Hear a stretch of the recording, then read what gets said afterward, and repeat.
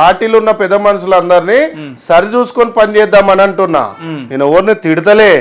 ఇప్పటికి సగం తప్పులు జరుగుతున్నాయి, ఆ తప్పులు జరగకుండా చూడాలని చెప్తున్నా. పార్టీ అధికారంలోకి వచ్చి 7-8 నెలలు వస్తుంది, ఇంకా తప్పులు జరుగుతూనే ఉన్నాయంటారా? తప్పులు జరుగుతున్నాయి అని అంటలేను. కార్యకర్తల మధ్యలో మనస్పార్థాలు ఉన్నాయి, అవి క్లియర్ చేయాలి.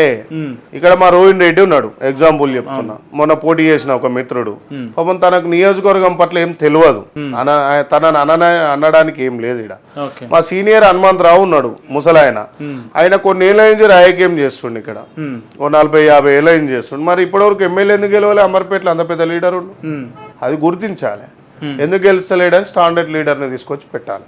లేకుంటే లోకల్గా మాలాంటి వాళ్ళు ఉంటారు తెలంగాణలో, దేశం లెక్కనైనా. ఇది నేషనల్ కాంగ్రెస్ కదా, అట్లా చూసుకొని అన్న సాదా సీదాగా చెప్పండి అన్న. మీకు హనుమంతరావు గారికి ఏందన్న గొడవ? పార్టీలో ఎక్కడికి పోయినా మీ గురించి ఎందుకు మాట్లాడతారు అంబర్పేట నియోజకవర్గంలో? కార్యకర్త అనేటోడు, లీడర్ అనేటోడు చేయవలసిన పనులు చేయాలి కానీ జోకొద్దు. జోక్తే ఏమవుతుందంటే ప్రజలకు సేవ చేసి ఉండదు. లీడర్ల బూట్లు చూడవాలి, సాక్సులు వేయాలి, ఫైన్లు వేయాలి, బనీన్లు వేయాలి. హనుమంతరావు గారు అదే పని చేస్తారా? నాకేం తెలుసు, నేను జనరల్ గా ఇండియన్. కానీ నేను హనుమంతరావు గారికి మీకు ఎందుకు తేడా, ఎందుకు ఎక్కడ విభేదాలు వస్తున్నాయి? ఏమో హనుమంతరావుకు నాకేం పెద్దగా లొల్లీలు ఉన్నట్టు నాకేం తెలియదు, కానీ అందరు మాట్లాడుకుంటారు. హనుమంతరావుకు నాకు లొల్లీలు ఏడున్నాయి చెప్పు ఒకసారి. నాకు ఏడున్నాయి చరిత్ర. ఆయన గదికి పోను నేను. అందరు పోయి నమస్తే పెడతారో కాలు మొక్కుతారో కానీ నేను మొక్కను పోను. నాకు నా అమ్మాయే జాదిరు, నా కాంగ్రెస్ అమ్మాయి లేక కాంగ్రెస్. గతంలో మీరు హనుమంతరావు గారి మీద చేసుకున్నట్టు కూడా ఉంది కదా విజువల్స్, మరి అవి కాదంటారా? ఆ వీడియో తీసుకురారు, అవునో కాదో మీకు నాకు తెలుస్తుంది, నాకేం తెలుసు. అది హనుమంతరావు ఇల్లు నా ఇంటి పక్కకే. హనుమంతరావు గారు మరి ఎందుకు ఇంటి పక్కకే ఉన్న హనుమంతరావు గారిని ఒకటే పార్టీలో సీనియర్ లీడర్ కదా, ఎందుకు ఆయన దగ్గరికి వెళ్ళారు? ఎందుకు వెనకట మన తెలుగులో ఎపురాన్ల పంచాది ఏరన్ల పంచాది అని అంటుండే. ఉంటుండొచ్చు అట్లా. వాళ్ళ పోరానికి మా పోరానికి వాడకను, వీళ్ళ పోరానికి ఆ పోరానికి వాడను. ఆయన ఫోటో చిన్నగా వేసిరాను, ఈయన ఫోటో. నేను ఏవలసింది రాహుల్ గాంధీ, సోనియా గాంధీ, ఇప్పుడున్న సీఎం గారిది, డిప్యూటీ సీఎం గారిది కాకపోతే next PCC president photo call maintain చేస్తా. అందరు చేయాలంటే మీదే దుకాణం వేసుకుంటే పార్టీ ఎటు పోవాలి?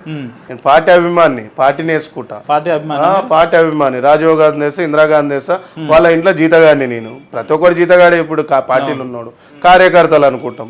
పార్టీ కార్యకర్త అన్నప్పుడు ఆ 3 రంగుల జెండాకు నేను వాల్యూ ఇస్తా తప్ప లోటపీస్ గారు మీకు ఎందుకు ఇస్తాను? ఎందుకన్నా కాంగ్రెస్ పార్టీ అంటే ఎందుకు మీకు అంత ఇష్టం? ఎటువంటి విషయాలు ఆకర్షింపజేసినాయి మీకంటే? అంటే ఏం చెప్పలేము. కాంగ్రెస్ పార్టీ అంటే ఇష్టం అంతే కదా. ఎందుకు అంటే కొన్ని కారణాలు ఉంటాయి కదా. కారణాలు ఏం లేదు, నా సొంతంగా నేను ఎదిగిన కాంగ్రెస్ పార్టీ గుర్తు మీద ఎదిగిన, దాని నుంచి పేరు వచ్చింది. అమర్పేట శ్రీనివాస్ యాదవ్ ఏ పార్టీలో ఉంటారో బయట కాంగ్రెస్ అని అంటారు, అదొక బ్రాండ్. ఆనాటి నుంచి కూడా కాంగ్రెస్, స్టార్టింగ్ నుంచి కాంగ్రెస్లోనే ఉన్నాయి, ఇప్పుడు కాంగ్రెస్లోనే ఉన్నావు. పార్టీ ఇష్టం అంతే. నీకు రాహుల్ గాంధీని చూసినాక కాంగ్రెస్ పార్టీ వదిలిపెట్ట బుద్ధి కాదు. చాలా గొప్పోడు రాహుల్ గాంధీ. ఆయన దగ్గరికి పోయి చూడాలి, దూరం నుంచి చూసి ఆయన అది చేస్తారు. కానీ దగ్గరికి పోతే చిన్న పిల్లల కంటే మనస్తత్వం పక్కకు గుసబెట్టుకొని ఆయన తినే బిస్కెట్లో కూడా సగం పెడతాడు. అంత గొప్పోడు రాహుల్ గాంధీ. ప్రియాంక గాంధీ మేడం ఇంకా మంచిది. ఎందుకు national OBC chairman, national captain Ajay Singh Yadav. అదే ఢిల్లీ లీడర్లు అంతా ఒరిజినల్ ఆనిముత్యాలు అంతే.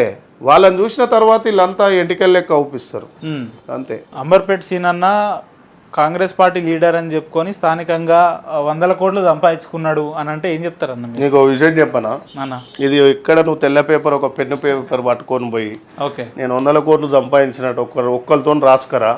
నువ్వు ఎవ్వని కాళ్ళు మొక్కమంటే ఇప్పటివరకు మొక్కలే, ఇప్పుడు మొక్క నీకు సిద్ధం. జీవితంలో ఎవరి కాళ్ళు ఇప్పటివరకు మొక్కలే. మా అమ్మనాయన మొక్కిన, నాతో చదువు చెప్పిన గురువులే మొక్కిన. ఎందుకన్నా అంత కాన్ఫిడెన్స్ ఎందుకు మాట్లాడుతారు?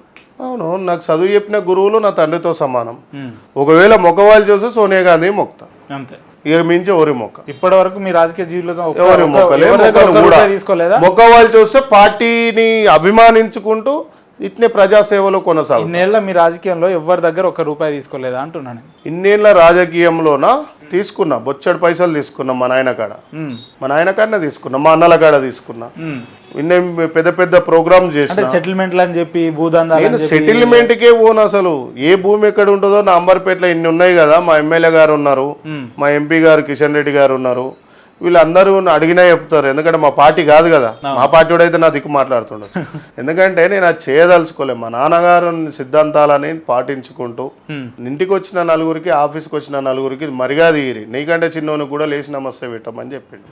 ఆ మర్యాదలో నేను కొనసాగుతున్నా.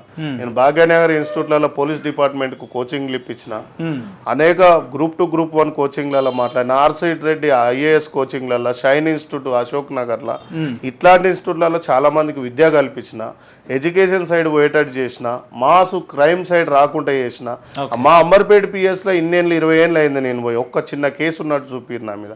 నాట్ ఓన్లీ అంబర్పేట, తెలంగాణలో అంతా తిరుగుతా ఎక్కడైనా సరే.